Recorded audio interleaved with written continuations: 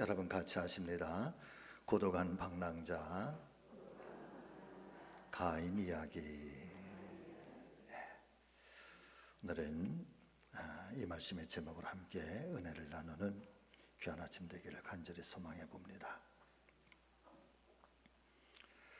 최근에 유행하고 있는 사회학적인 용어 중에 비우카라고 하는 말이 새롭게 등장을 하고 있습니다.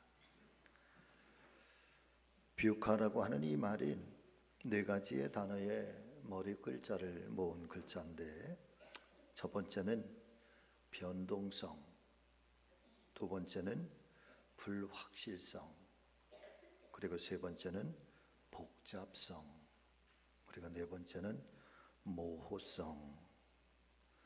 이렇게 네 가지의 단어의 첫 머리 글자를 따서 비우카라고 불리워지고 있는데, 이 비우카라고 하는 단어의 의미는 앞으로 다가올 미래 시대가 과연 어떤 모습으로, 또 어떤 방향으로, 또 어떻게 변모하게 될 것인지 전혀 예측 불가능하다. 그래서 인류의 불확실한 미래를 그렇게 상징적으로 통틀어서 말하는 신생어가 바로 비우카인 것입니다. 그런데 중요한 것은 오늘 이 아침에 제가 이 비우카라고 하는 단어를 말씀드리게 되는 이유는, 이와 같은 비우카의 시대를 살아가게 될 때에 길이 없는 거죠. 참 모호한 거예요. 인간이라고 하는 도덕적 모습이 무엇인지, 또 인간의 공동체가 이 세상이 글로벌 시대라고 하는데 전 세계가 하나가 되든 또 분리가 되든 함께 살아가면서 인류의 참된 가치를 추구하고 행복을 추구하는 그런 세상이 되어야 되는데, 그런 것들이 전혀 보이지 않는 그런 은밀한 시대, 그런 불확실한 시대 속에 그 시대를 살아가는 사람들, 그 시대의 사람들을 가리켜서 이 비우카야는 고독한 방랑자라, 여러분 그렇게 부르고 있기 때문에 그렇습니다. 어떻게 보면은 굉장히 낭만적인 인생들인 것처럼 들려오게 되지만은, 그러나 사실상 이 비우카 시대의 고독한 낭만자라고 하는 이 의미가 주는 그 내용은 인생의 길을 잃어버리는 것, 무엇을 위해서 살아가야 할 것인지, 또 어떻게 살아가야 할 것인지, 그 인생의 삶의 터전, 근본이 흔들리게 되는 것. 모든 것들이 카오스다, 혼돈과 무질서 속에서 무엇이 진리인지, 무엇이 정의인지 살필 수 없는, 그래서 결코 유쾌한 단어는 아닌 것만 같습니다. 그럼에도 불구하고 사랑하는 우리 믿음의 성지 가족들 여러분들을 종이 진심으로 축복하면서 정말 간절히 기도하는 것은, 여러분 같이 아시죠? 진리는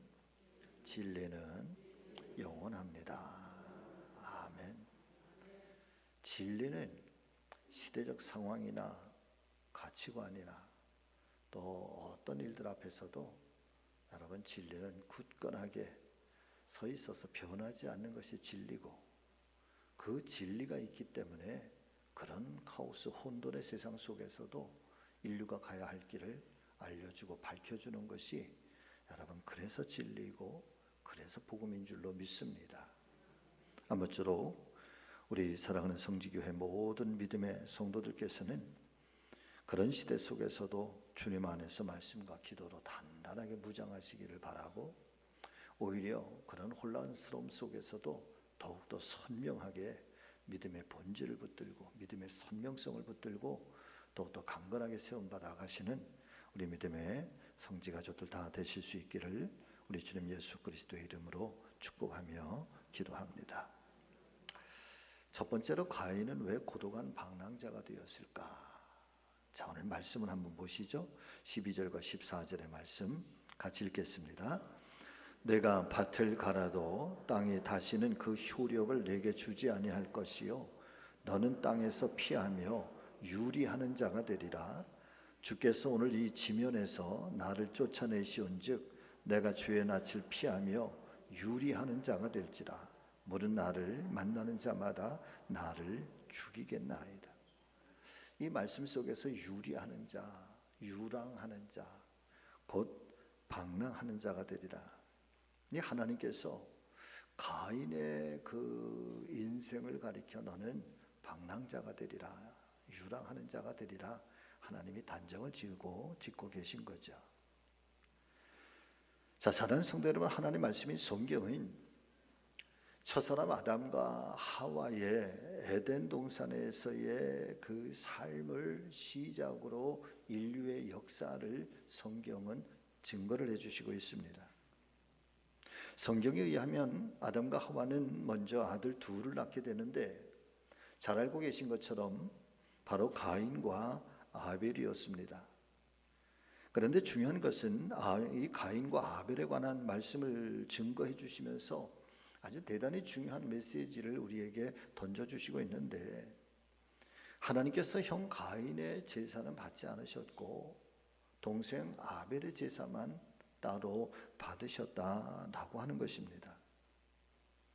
창세기에 있는 말씀을 다 읽어보고 아무리 깊이 살펴보아도 왜 하나님께서 아벨의 제사는 받으셨고 가인의 제사는 받지 않으셨는지에 대해서 명확한 해명이나 기록은 우리에게 증거로 남겨지지를 않습니다. 자, 그런데 성경의 첫머리에서 시작된 이 가인과 아벨의 이야기가 성경의 마지막 거의 끝마무리인 히브리서 4장 11절과 요한일서 3장 21절의 말씀으로 결론을 지어서 우리에게 증거를 해주시고 있는데, 히브리서 4장 11절은 이렇게 말씀을 전해주시고 있는 거죠. 믿음으로 아벨은 가인보다 더 나은 제사를 하나님께 드렸다. 무엇으로 드렸다? 믿음으로 더 나은 제사를 드렸다. 그래서 의로운 자라시는 증거를 얻었으니 하나님이 예물에 대하여 증언하시고 그가 죽었으나 믿음으로써 지금도 말한다. 다시 말씀을 드리면 하나님께서 아벨의 제사를 받은 이유는 아벨이 제사를 드려지는 그의 믿음 때문이었다라고 성경은 말씀해 주시고 있는 거죠. 자, 그렇다면 여러분 이 말씀을 고스란히 뒤집어서 이 말씀을 묵상해 본다면 하나님께서 가인의 제사를 받지 않으셨다라고 하는 것은 가인의 제사 속에는 가인의 믿음이 없었다는 것입니다.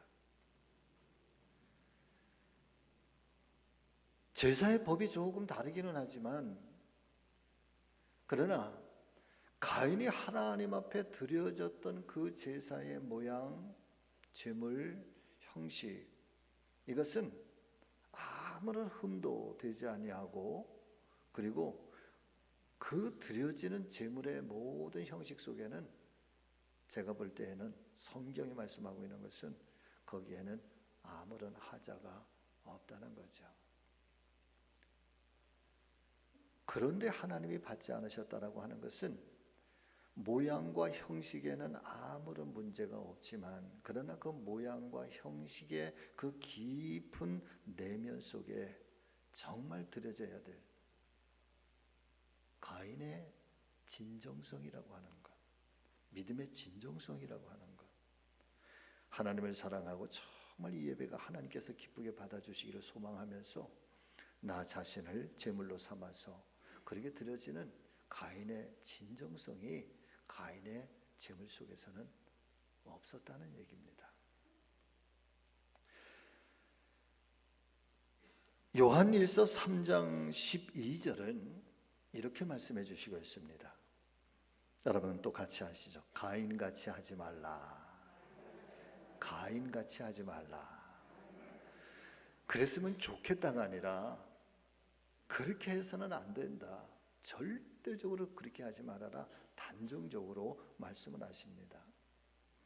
자, 특별히 요한 1서의 말씀의 전체적인 주제가 하나님의 사랑이잖아요. 하나님은 사랑이시니 그러면서 우리가 닮아가야 하고 우리가 따라가야 할 믿음의 본질, 믿음의 하나의 아름다운 형식이 있다고 한다면 그것은 하나님의 사랑이 오늘도 우리의 삶 속에서, 우리의 성품 속에, 우리의 신앙 속에서 그것이 열매되고 또 조화를 이루고 그렇게 살아가는 거. 이게 요한 1서의 사랑장이라고 하면서 우리가 들려주시고 있는 말씀이거든요. 그런데 그 사랑의 말씀, 하나님의 사랑, 인간의 사랑에 관한 말씀을 하시면서 가인같이 하지 말아라 이어지는 말씀을 보면은 그는 악한 자에게 속하여 그 아우를 죽였다. 의문이 하나 생깁니다, 여러분. 아벨을 죽였기 때문에 그가 악한 자가 된 것일까요?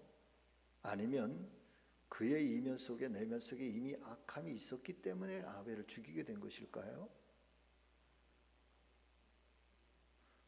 성경은 아벨을 죽였기 때문에 그가 악한 자가 된 것이 아니라 이미 그의 내면 속에 악함이 있었기 때문에 그가 그 아우를 죽였다고 요한 1서는 그렇게 말씀으로 우리에게 전해주시고 있는 것입니다.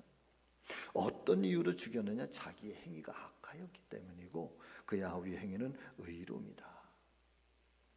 오늘 우리가 이 신앙생활을 하면서 오늘 이 가인과 아벨의 이야기를 통해서 가장 먼저 우리가 깨닫게 되기를 원하는 것은 바로 사랑하는 성도 여러분, 하나님께서는 외모와 외형을 보시는 하나님이 아니라 그 중심을 보시는 하나님이라고 말씀하셨지 않습니까?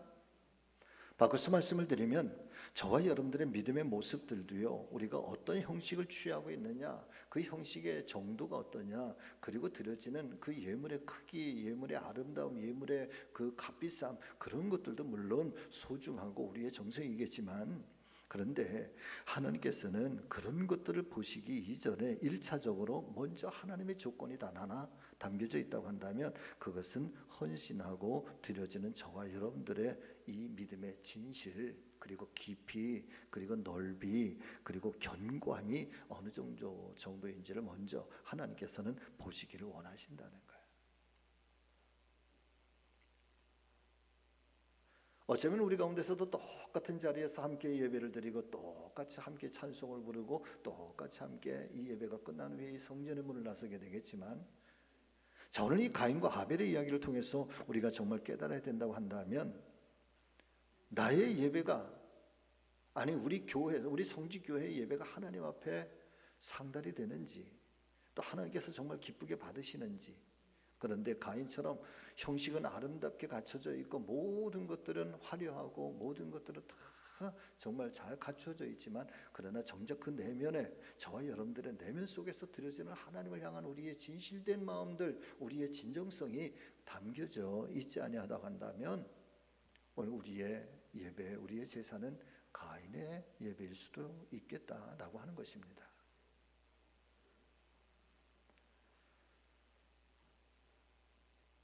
시편 51편 17절에서 19절의 말씀을 보면 다윗이 이렇게 고백을 합니다. 여러분 같이 읽습니다. 하나님께서 구하시는 제사는 상한 심령이라. 하나님이여, 상하고 통회하는 마음을 주께서 멸시하지 아니하시리이다. 주의 은택으로 시온의 선을 행하시고 예루살렘 성을 쌓으소서. 그때에 주께서 의로운 제사와 번제와 온전한 번제를 기뻐하시리니 그때에 그들이 숫소를 주의 제단에 드리리이다. 사실은 다윗이 이 말씀을 고백하는 시점이 어떤 시점인가 하면 밧세바를 범하고 나서, 그리고 나서 나단 선지자가 와서 비유를 들어서 다윗을 책망을 할 때,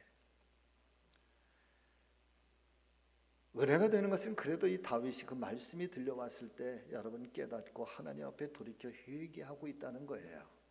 할렐루야. 하나님 말씀으로 들려와서 선지자의 책망이 아니라 그 말씀이 하나님의 음성으로 들려와서 그 말씀 앞에 3일 밤낮을 눈물로 통회하면서 하나님이여 나를 떠나지 마시옵소서, 내게서 성령을 거두지 마시옵소서, 그렇게 눈물로 기도하면서 마지막 고백하는 다윗의 기도가 주님께서 기뻐하시는 것은 상한 심령이다. 내가 이제 그 상한 심령을 먼저 하나님 앞에 통회하며 그리고 나서 온전한 번제와 온전한 믿음으로 주의 수수를 드리리니 하나님 이 예배를 기쁘게 받아 주시옵소서라고 하는 다윗의 기도인 것이죠. 이 말씀 속에서도 하나님을 향해서 드려지는 진실한 내면의 모습, 의로운 제사 그리고 온전한 제물, 그 속에 담겨져 있는 이 상한 심령으로 하나님께 향하는 다윗의 마음, 하나님께서는 그것을 기쁘게 받으셔서 여러분 그 다윗의 그 부끄러운 죄도 기억지 아니하시고 그 부끄러운 죄에 하나님께서 용서와 사함을 통하고 그리고 그의 생애를 다시 한번 영광스럽게 세우시는 것을 믿으실 수 있기를 바랍니다. 어찌 보면 천지를 창조하시고 온 우주 만물의 주인이신 하나님께서 여러분 무엇이 그렇게 아쉬워서 세속적인 것들을 우리에게 요구하실까요? 영이신 하나님께서 무엇이 욕심이 나고 탐이 나서 물질들을 여러분 그렇게 하나님께서 우리에게 요구하실까요?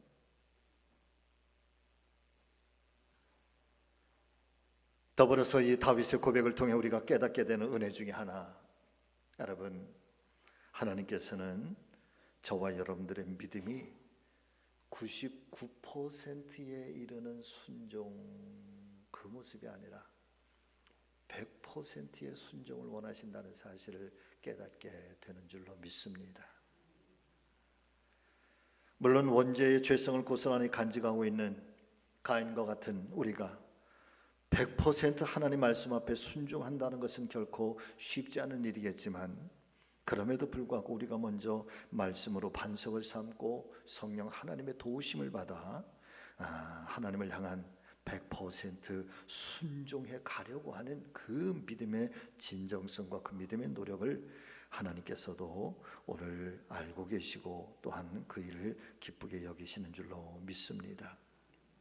종교개혁자 존 칼빈은 상한 심령이 어떤 거냐 이렇게 우리에게 가르쳐 주시고 있습니다. 상한 심령은 자신의 죄를 내가 스스로 해결할 수 없는 것을, 나는 그런 사람인 것을 절감하고 통회하는 아주 겸손한 마음을 가리킨다. 예수 그리스도 십자가에 피를 힘입어 담대히 하나님께 나아가지만 내 공로로는 절대 하나님께 나아갈 수 없는 자임을 철저히 인식하는 것이다. 그러게 상하고 통회하는 마음으로 하나님께 나아가는 자들을 하나님께서는 아무런 조건도 없고 아무런 이유도 없이 기꺼이 받아주시고 용서하신다. 사실 우리는 세상 속에서 억울한 일을 당하고 아주 힘들고 어려워서 정말 고통스러워서 주님 앞에 찾아 나올 때가 얼마나 많습니까? 그럴 때 주님 앞에 나오면 그냥 눈물이 막 쏟아지죠. 그래서 애통하고 가슴을 치면서, 예전에 제가 알고 있던 어떤 권사님은 하나님 앞에 찾아 나와서 애통하는 심정으로 하나님 앞에 찬양을 부른다는 게 이 풍진 세상을 만나서 이 노래를 부르더라고. 그게 찬양인 줄 알았대. 얼마나 풍진 세상을 만나고 얼마나 애통하면 여러분 그랬을까. 그런데 존 칼빈은 그게 상한 심령이 아니라는 거예요. 상한 심령은 그리스도의 십자가의 은혜가 아니면 내가 하나님께로 절대로 나갈 수 없는 그런 연약한 존재임을 알고, 저 은혜가 아니면 하나님 앞에는 나는 영원한 죄인인 것을 알아서 그 은혜를 철저히 의지하고 내가 얼마나 부끄러운 죄인인지, 여러분 그것을 깨달아 겸손하게 하나님 앞에 엎드리고 자복하는 심령, 이것이 상한 심령이래. 그런 사람에게는 그의 과거에 어떤 삶이든지 그의 과거에 어떤 모습이든지 이유도 조건도 따지지 아니하시고 하나님께서는 기꺼이 받아주시고 용서하신다는 거예요. 그러면서 또 다른 상한 심령의 모습을 표현하고 있는데, 예수님 누가복음 18장 13절의 말씀을 비유로 들어서 세리는 멀리 서서 감히 눈을 들어 하늘을 쳐다보지도 못하고 다만 가슴을 치며 이르되 하나님이여 하나님이여 나를 불쌍히 여기소서 나는 죄인이로소이다. 이게 상한 심령이래요. 할렐루야. 자, 그런데 칼빈의 이야기를 들어보세요. 지금의 교회에서 이처럼 상하고 통회하는 자들을 과연 어디에서 찾아볼 수가 있겠는가?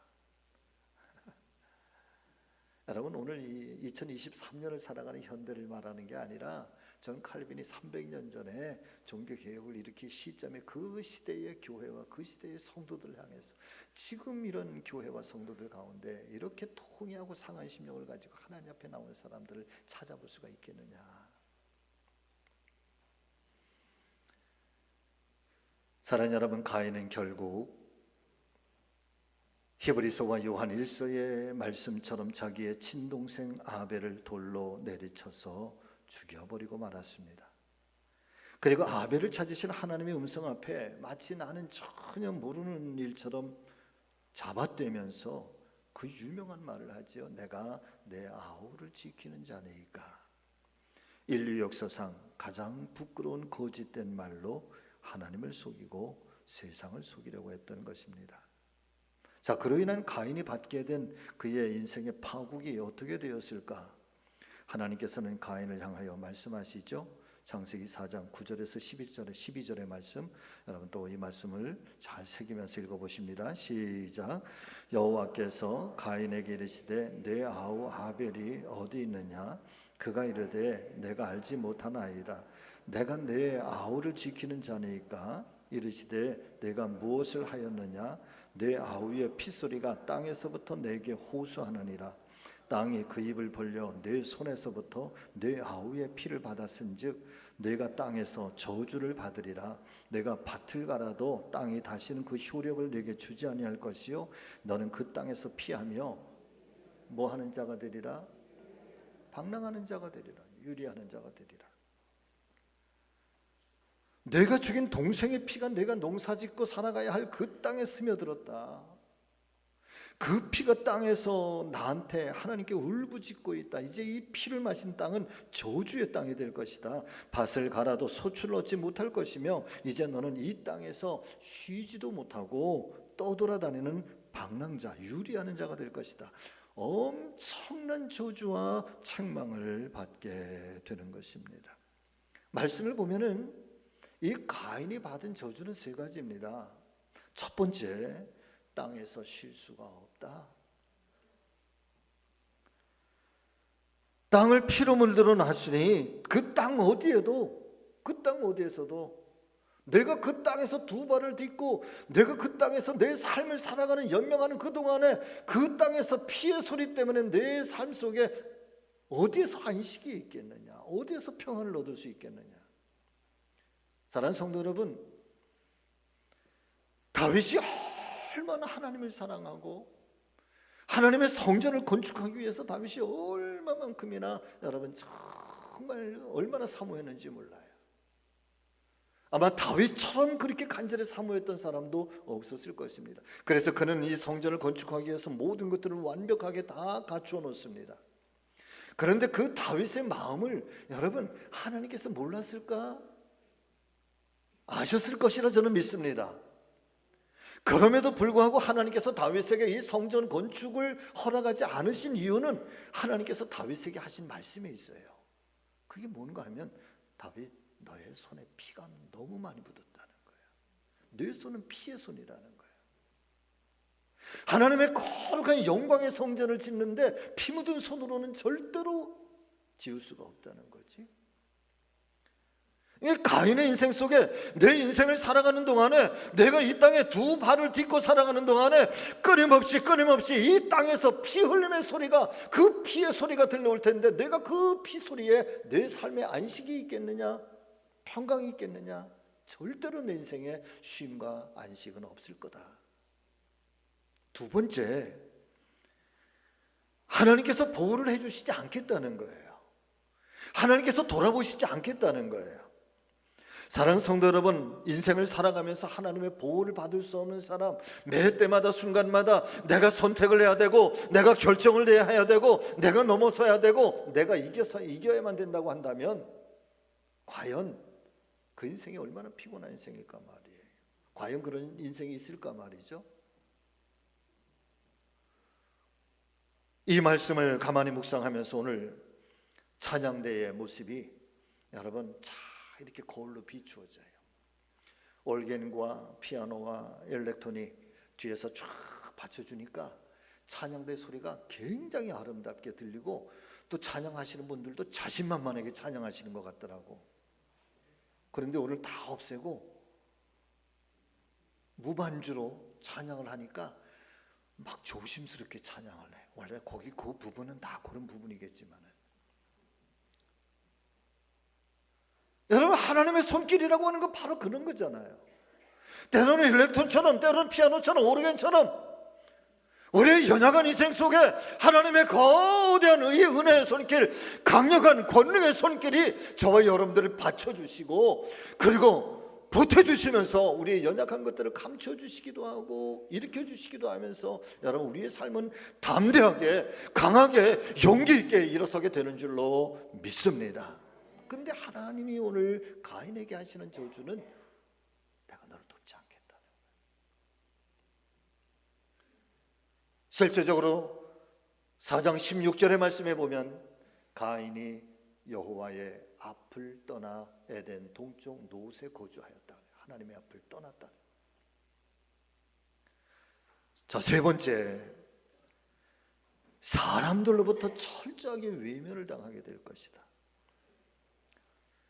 사랑 여러분, 세상으로부터 버림을 받는다는 것, 사람들로부터 버림을 받는다는 것, 얼마나 고통스러운 일이에요.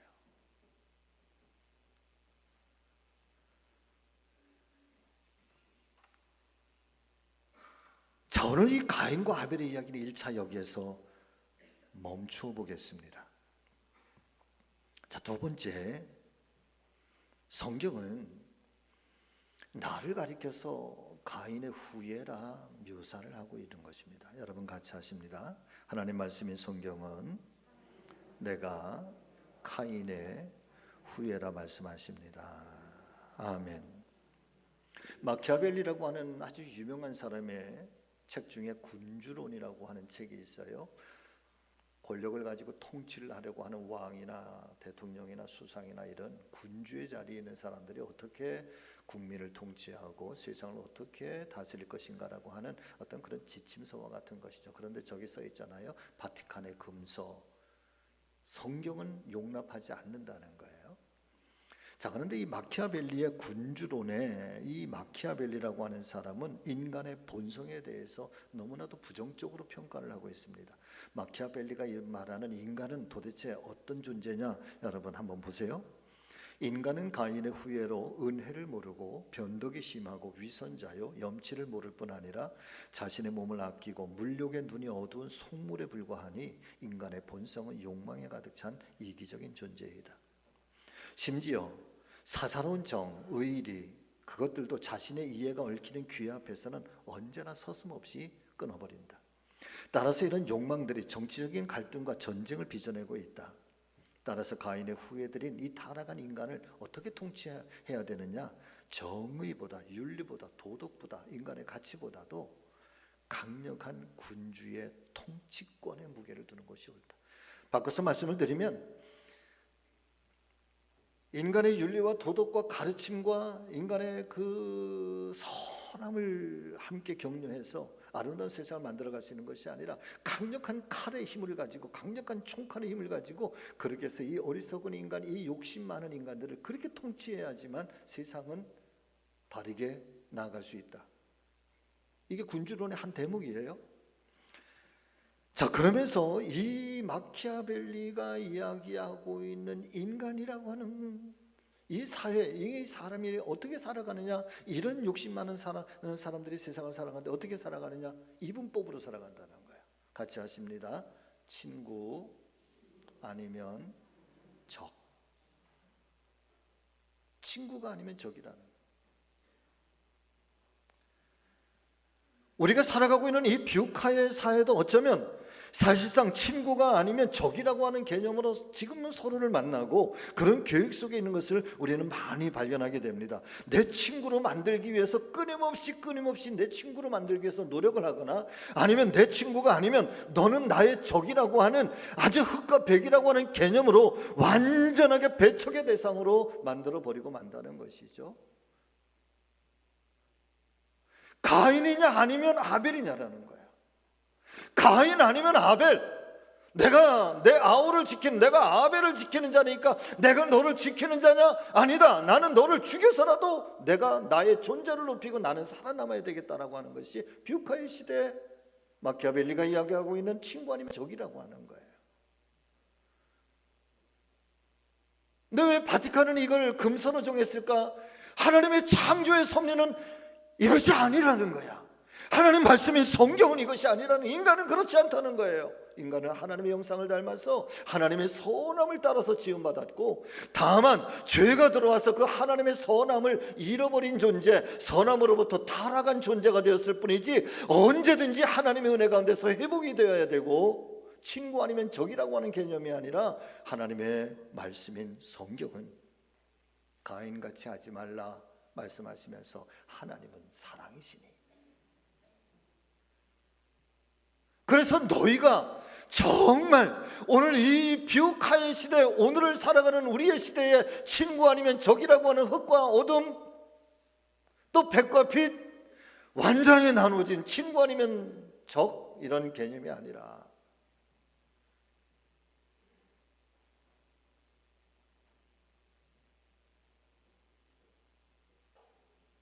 가인의 삶이 얼마나 부끄러웠고 가인의 선택이 얼마나 두려운 일이며 가인의 행함이 얼마나 이 땅의 삶을 척박하게 만드는지, 얼마나 공포스럽게 만드는지. 그러시면서 하나님이 가인을 광야로 내쫓으셨다. 하나님은 가인의 폭력이 흙과 백 아니면 친구 아니면 적이라고 하는 이 절대적인 개념을 가지고 서로가 원수처럼 서로가 시기하고 분쟁하고 미워하면서 살아가는 이 세상을 향해서 하나님은 가인의 폭력이 더 이상 이 세상 속에 존재할 수 없도록, 그 가인의 폭력이 이 세상 속에서 영향을 끼치지 못하도록 가인을 광야로 내쫓으신다는 거예요.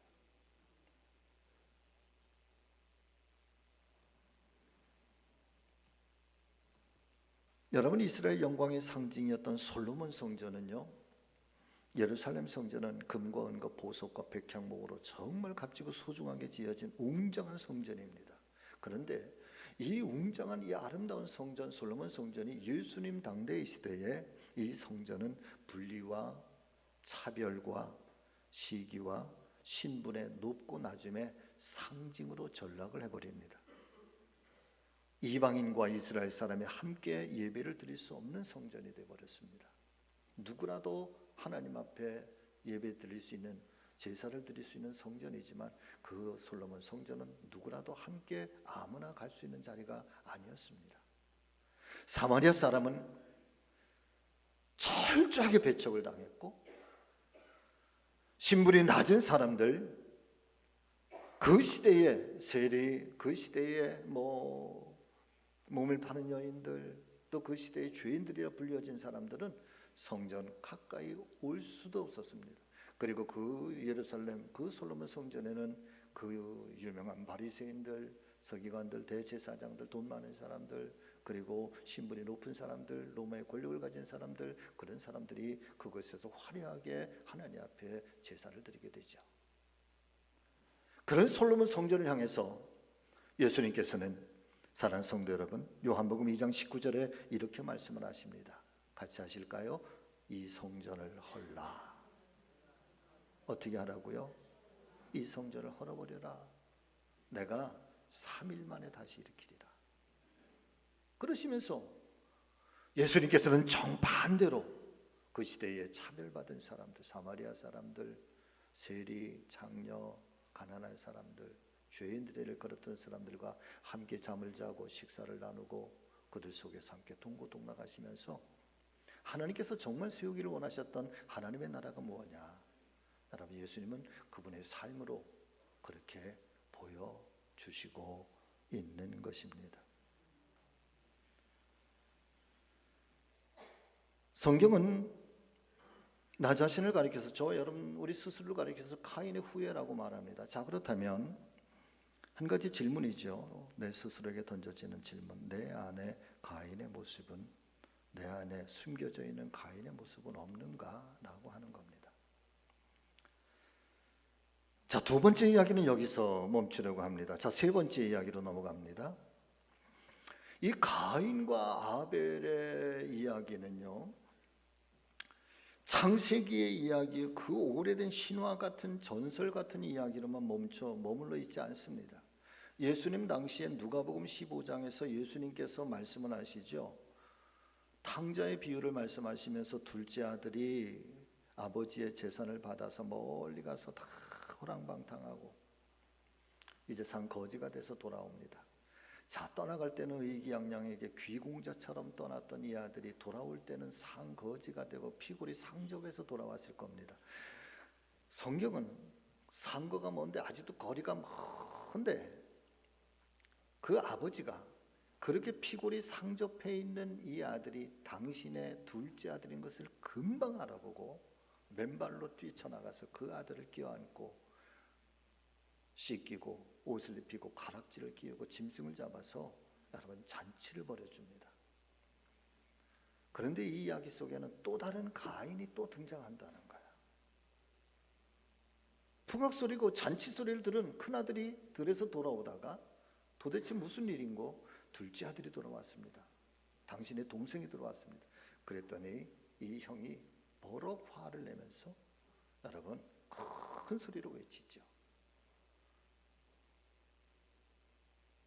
아버지의 모든 것들을 다 가지고 나가서 허랑방탕하게 창녀들과 다 타락했던 이 아들, 나는 절대로 용서할 수가 없습니다. 나는 용납할 수가 없습니다. 자신의 친동생을 향한, 마치 가인이 아벨을 향해서 내가 내 동생을 지키는 자니까라고 말했던 것처럼 이 형은 그렇게 동생을 향해서 여러분 언어의 칼날을 들고 서게 되는 거죠. 창세기의 이야기가 예수님 당대 이야기로 올라온다고 한다면, 이 예수님 당대 이야기는 오늘날 고스란히 우리에게로 가져온다면 오늘 우리가 살아가는 이 시대 속에서도 여전히 가인은 존재하고 있고 여전히 그 속에 아벨도 존재하고 있다는 말씀인 것입니다. 하나님께서는 이걸 용납하지 않으시죠. 어떻게 해서든지 이 가인의 폭력의 시대를 끝맺어야 되겠다. 아벨의 억울한 희생, 아벨의 눈물, 하나님의 손길로 위로하시고 그 억울한 희생에 하나님께서 보상을 해주시고, 그러면서 가인의 폭력은 더 이상 끝내고 가인이 받았던 이 저주까지도 하나님께서는 끝내야, 그래야 세상에 평화가 올 것이라 그러시면서 하나님 스스로가 여러분 이 땅에 오셔서 저 십자가에 당신의 몸을 내어주고 죽으시면서 아벨의 억울한 죽음을, 아벨의 억울한 희생을 예수님 스스로 짊어지시고 십자가 가는 거지. 여러분, 예수님의 십자가는 억울한 겁니다. 눈물인 거죠.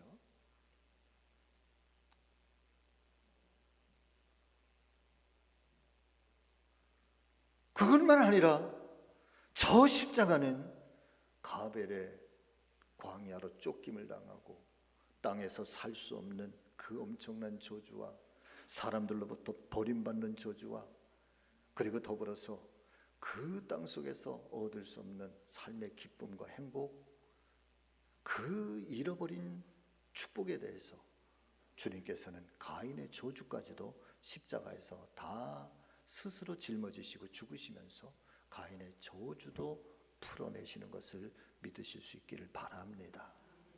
그러시면서 저 십자가가 우리에게 들려주는 복음의 메시지는 바로 그거예요. 가인의 폭력을 멈추라는 거예요. 가인의 저주를 끊어내겠다. 아벨의 억울한 눈물, 억울한 희생에 내가 사랑으로 보답하겠다.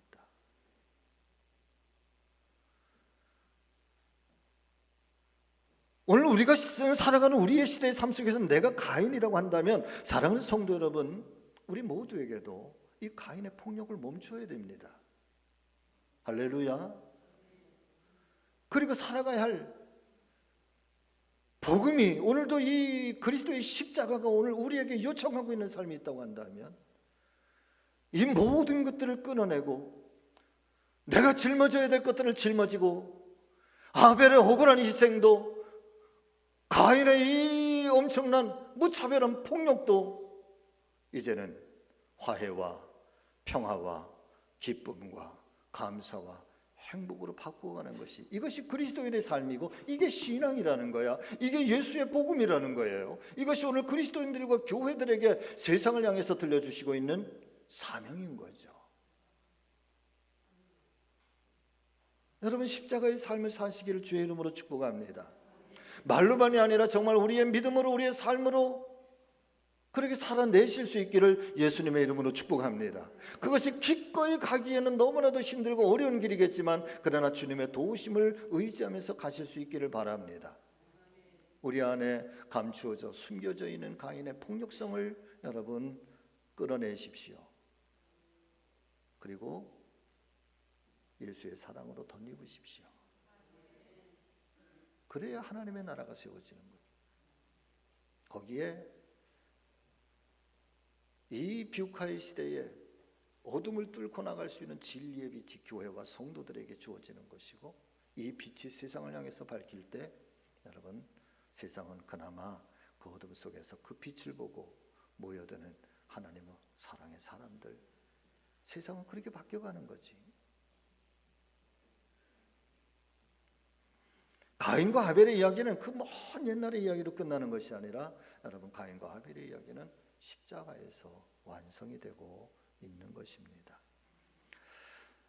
말씀을 마칩니다. 자, 오늘 우리는 참 중대한 시대에 살아가면서 교회가 어떤 교회가 되어야 될 것인지, 그리고 성도가 어떤 신앙을 간직해야 될 것인지를 우리는 끊임없이 고민하고 있습니다. 그런 속에서 정말 복음이 나를 바뀌기를 나를 내 인생을 바꾸기를 바라고, 복음 앞에 여러분 철저하게 상한 심령이 되셔서 정말 그리스도의 십자가, 주님의 은혜가 아니면 내가 어찌 나갈 수가 있겠느냐고, 여러분이 아침에 우리의 모습들이 하나님 기뻐하시는 성도의 모습 다 되기를 예수님의 이름으로 축복합니다. 살아계신 하나님 감사합니다. 오늘 고독한 방랑자 가인의 이야기를 통하여 이 말씀이 어떻게 십자가에서 완성이 되는지, 우리가 다시 한번 버려야 할 가인의 폭력성은 무엇인지, 또 혹여나 그 안에 아벨처럼 억울한 희생을 당하고 눈물을 흘리는 사람들은 없는지, 우리 모두를 긍휼히 여기시고 우리에게 강하고 담대한 믿음의 빛을 주셔서 이 비옥화의 시대를 하나님 바르게 헤쳐나갈 수 있고 바르게 세상을 바꿔갈 수 있는 우리 교회, 우리 사랑하는 성도들 되게 하여 주옵소서. 예수님의 이름으로 기도하옵나이다. 아멘.